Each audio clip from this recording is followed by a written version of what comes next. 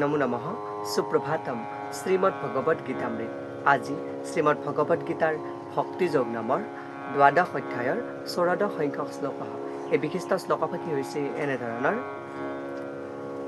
অনাপেক্ষঃ সুচিৰ্দক্ষা উদাসীনো গতব্যথঃ সৰ্বাৰম্ভ পৰিত্যাগী यो মদ্ভক্তঃ সা মে প্ৰিয়ঃ।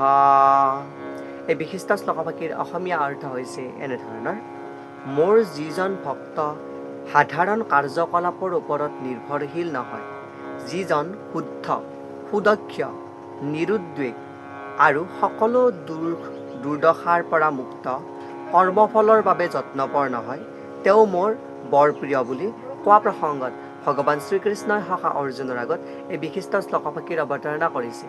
শ্লোকফাকিৰ প্ৰসংগাৰ্থত উল্লেখ কৰিব পাৰি যে ভগৱান শ্ৰীকৃষ্ণই সখা অৰ্জুনৰ আগত তেওঁৰ যি প্ৰিয় বা কোনগৰাকী ভক্ত তেওঁৰ প্ৰিয় সেই প্ৰসংগে ভক্তৰ গুণ সম্পৰ্কে ইয়াতে উল্লেখ কৰি আছে আৰু পূৰ্বৱৰ্তী শ্লোকৰ প্ৰসংগতো সেই একেই গুণৰ কথা উল্লেখ কৰিছিল আৰু এই বিশিষ্ট শ্লোকফাকিতো ভগৱান শ্ৰীকৃষ্ণৰ যি প্ৰিয় বা প্ৰিয় ভক্ত হ'ব পাৰে তেওঁৰ ভিতৰত এইকেইটা গুণ থকাব লাগে বুলি বা থাকে বুলি ইয়াতে উল্লেখ কৰিছে আৰু এই গুণ থকা ব্যক্তি ভগৱান কৃষ্ণৰ প্ৰিয় ভক্ত হ'ব পাৰে বুলি উল্লেখ কৰিছে।